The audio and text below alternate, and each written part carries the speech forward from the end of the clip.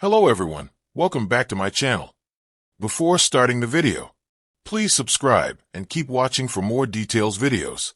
After horrifying Coco Gauff and Jessica Pegula confessions, 23 years old WTA icon reports shameful trolling. This girl is so sh*t. In the age of social media, players' performances are closely scrutinized. Even the smallest of errors face massive backlash from the fans. However, there's a fine line between criticizing the performances and disgraceful comments about the same. Such incidents have been rampant of late, especially in women's tennis. Even the likes of Coco Gauff and Jessica Pegula faced the wrath of the fans for their recent performances. Earlier today, another WTA star came forward and addressed this issue. Following her early ouster from the Wimbledon Championships, Gauff was called out on social media despite winning the French Open title recently. Fans slammed the American sensation for her performance, with some even crossing the line. One of the fans even commented on TikTok that she was decent at tennis. Subsequently, Gauff shut down TikTok in a strong response to online trolling. However, it looks like the problem is only spreading out in tennis instead of getting curbed, as another player reported online harassment. 23-year-old tennis sensation Elena Kharieva participated in the WTA 125 tournament in Porto. However, the 8th seed had a shock loss in the second round, losing against Vitalia Diachenko in a nail-biting match. The encounter went into the final set tiebreaker, with Kharieva losing it 7-6-0. After the encounter, the Russian star faced massive criticism on Instagram. Kharieva took to her Instagram story to share some snapshots of the harsh comments posted by the fans. While one of them wrote, "This girl is so sh*t, 4-0 to 4-6, but then still somehow loses. Serves like a 5-year-old. Another fan commented, "Elena is one of the worst players I've ever watched in my life. This girl will never be good at tennis." These brutal trolls took a toll on Kharieva, who made the tennis world known of the brutalities that the players have to face in the age of technology.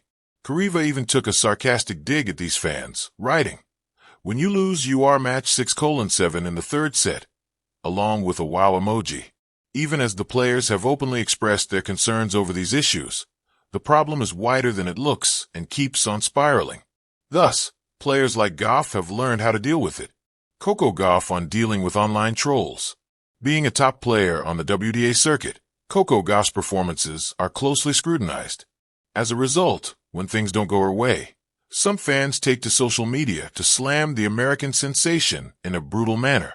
Incidents like these have occurred frequently, and Gauff is slowly learning of how to deal with such problems. During an interview, she said, "It's something a lot of people can relate to. Most have seen how internet trolls don't believe in them. Sometimes I read comments specifically to encourage myself and use them as motivation to prove them wrong." Similarly, other stars like Pegula and Iga Swiatek have also learned to turn their backs against such trolls. On one occasion, a fan totally crossed the line with Pegula and issued a death threat to her, but the American star ignored such brutal trolls and said, "It's not normal, but it's totally normal for us. It's so bad that it's kind of come to that point." It is high time that social media platforms like Instagram and TikTok take action against such fans. Else, this problem will keep spiraling on and would lead to a dangerous place for the players to be in. Scars beyond the scoreboard. A rising WTA star confronts the darkness of online hate. In the luminous world of professional tennis, where Grand Slam lights shine bright and victories can crown legends, there lies a darker, often hidden court. One where battles are fought not with rackets, but with words. This is the story of 23-year-old WTA star Lucia Navarro, a Spanish prodigy whose fierce forehand and expressive artistry earned her a place among the sport's rising elite. But behind the highlight reels and post-match smiles, Lucia, like Coco Gauff and Jessica Pegula before her, has faced something far more insidious than a tough opponent: the venom of anonymous online trolling. Chapter 1. A breakthrough year, a broken spirit. 2025 had been a whirlwind for Lucia.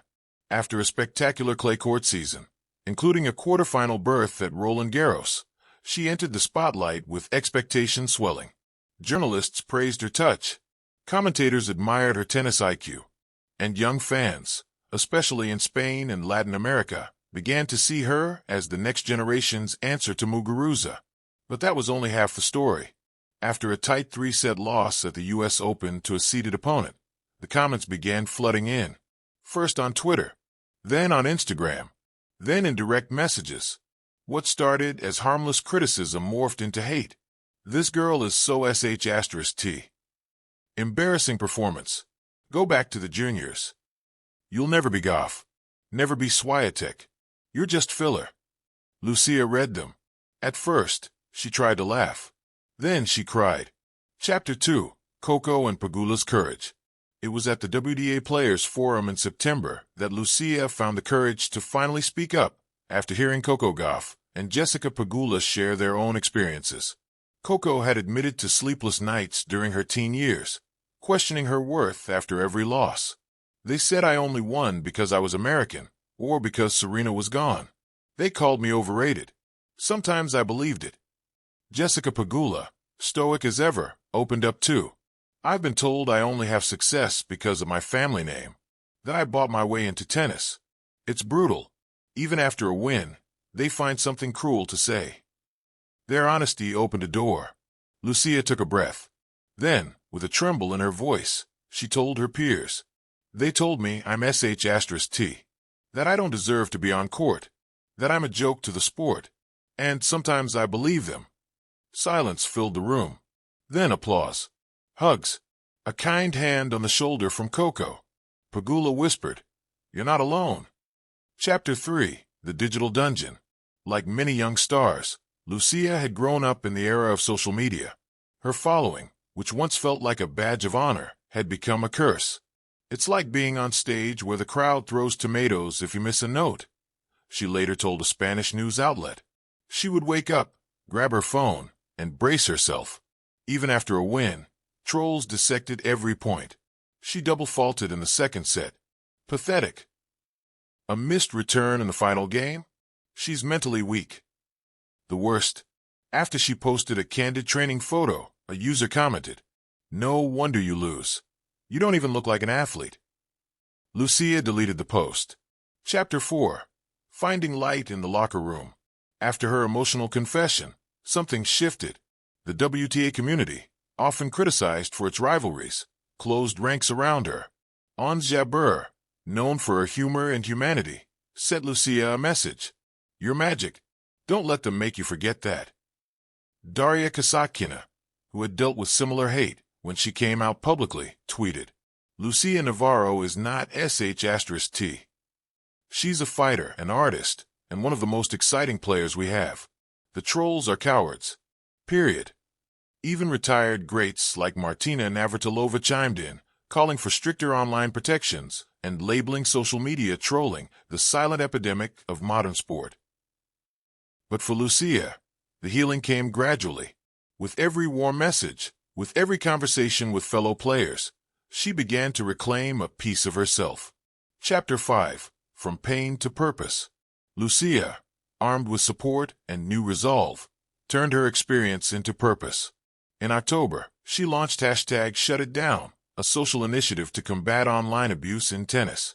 With backing from the WTA and digital ethics groups, it aimed to educate players on how to protect their mental health online, pressure platforms to enforce stricter anti-abuse policies, provide resources for fans to report harmful content, create safe digital spaces for young athletes.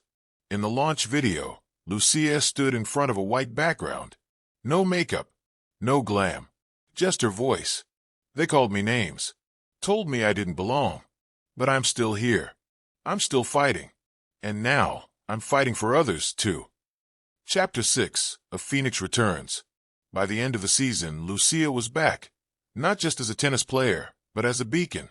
At the WTA Finals, she stunned the world by defeating 2 top 10 players and reaching the semifinals.